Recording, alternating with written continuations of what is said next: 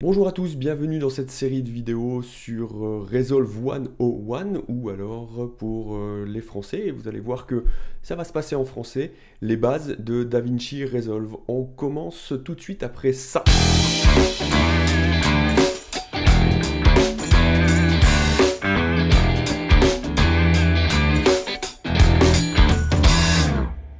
Je vous propose de commencer sur pourquoi cette série de vidéos. Parce que on trouve plein de tutos sur les réseaux, sur internet, YouTube et tout le reste. Ce sont souvent des tutos en anglais. Il y a moins de contenu en français, il y en a mais moins que de l'anglais. Donc je vous propose de faire un contenu qui se voudra sur les bases de Resolve mais assez exhaustif en français pour qu'on soit dans notre langue et qu'on vienne un petit peu s'apporter du contenu pour les non-anglophones. Deuxièmement, on est sur souvent des tutos en ligne qui nous disent comment faire ceci ou cela. C'est vachement intéressant quand on veut faire un truc précis et que on veut avancer sur ce détail précis ou cette manière de faire ou cet effet précis.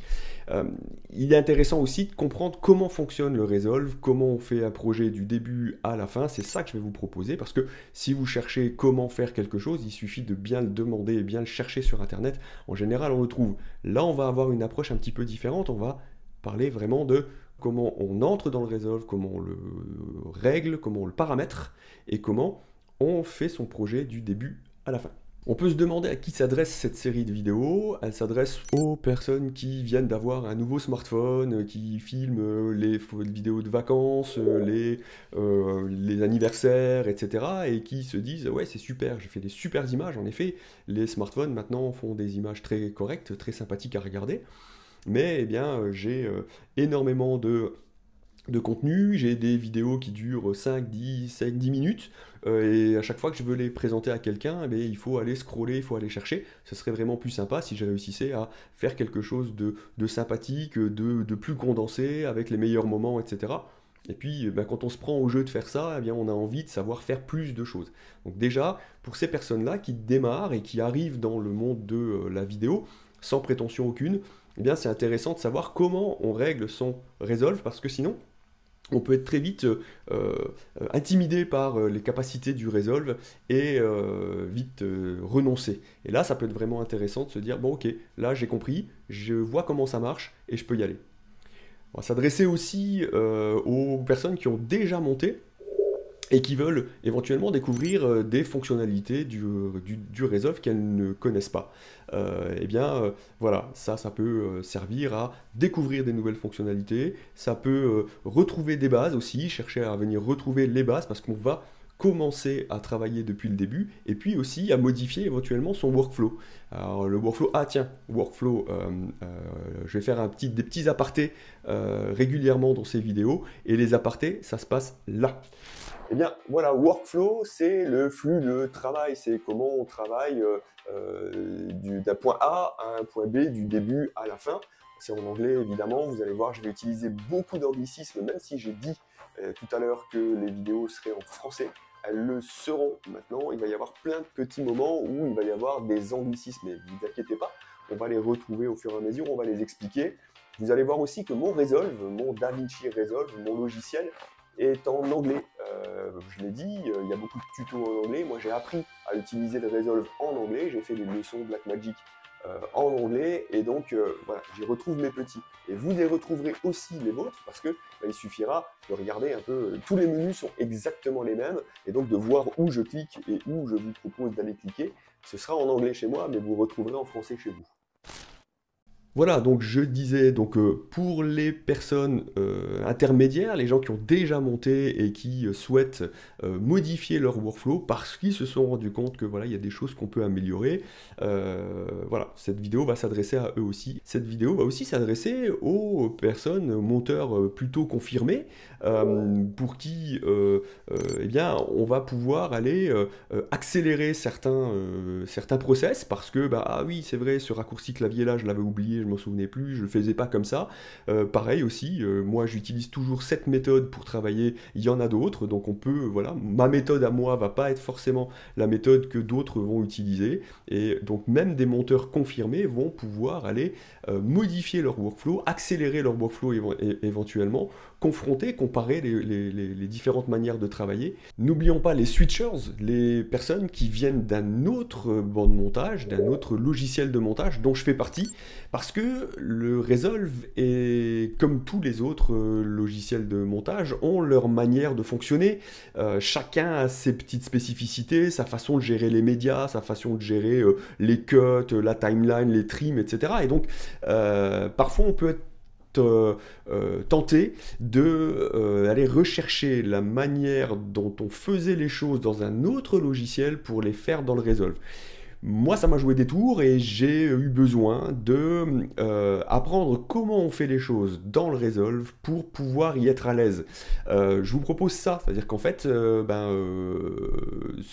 je vous propose de vous amener le fonctionnement du Resolve, comme ça, vous allez pouvoir vous dire, ah ok, ça c'est comme ça qu'on le fait dans le Resolve, ça c'est comme ça qu'on fait, ça c'est comme ça qu'on fait, et on y trouve plus facilement les moyens de réaliser les choses qu'on faisait dans les autres bancs de montage.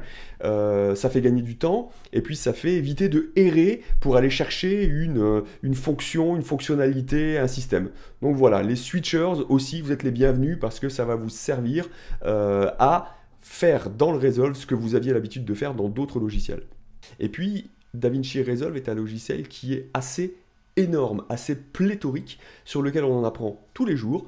Moi j'ai beau l'utiliser de manière quotidienne, j'en apprends encore tous les jours et c'est hyper intéressant. Donc voilà à qui s'adressent ces vidéos.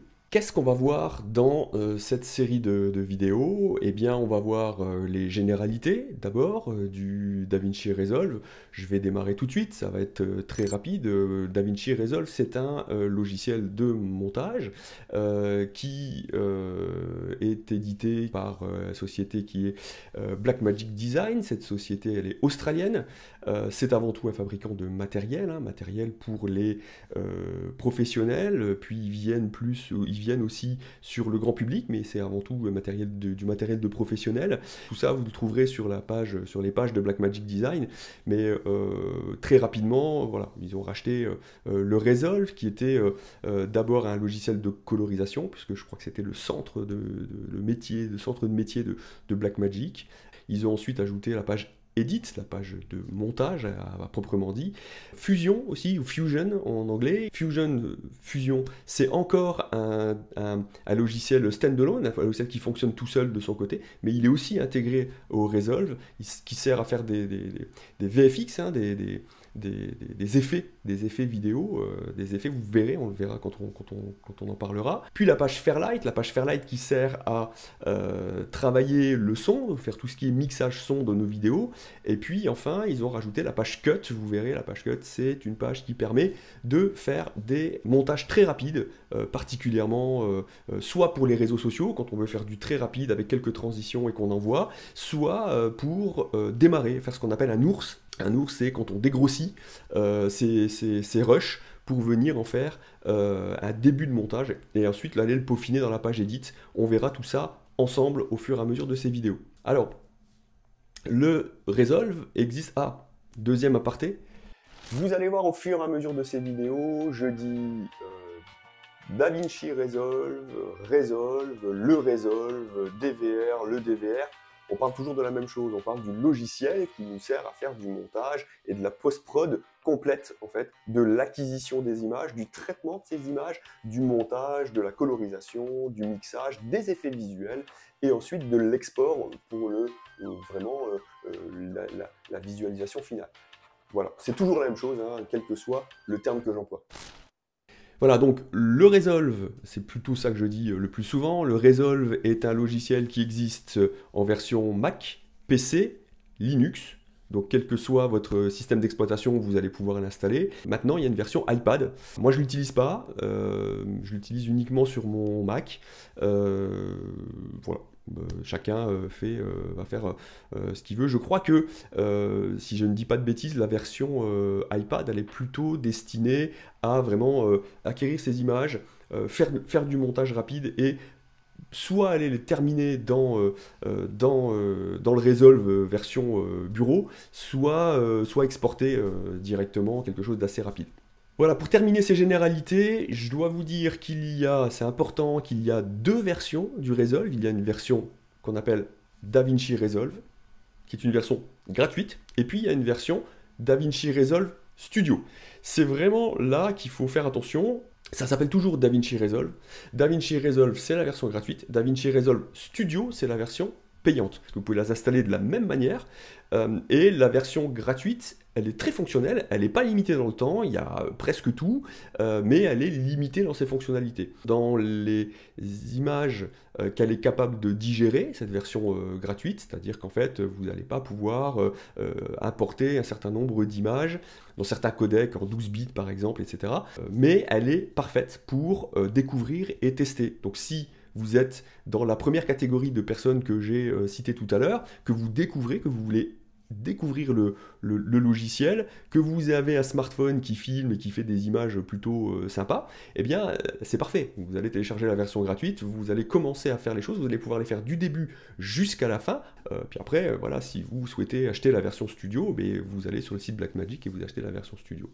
Dans la version studio, un point important, c'est une licence perpétuelle, c'est-à-dire qu'une fois que vous avez acheté une seule fois, les mises à jour sont gratuites. Il y a des effets et des fonctionnalités supplémentaires, des effets, des transitions supplémentaires, des effets à proprement parler supplémentaires, et puis pas mal de choses qui concernent l'intelligence artificielle.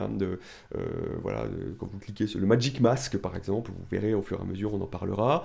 Il est réservé à la version studio. Il y a des effets d'amélioration de la voix ou du son en lui-même qui sont automatiques. On clique sur un bouton, voilà, et ça travaille tout seul.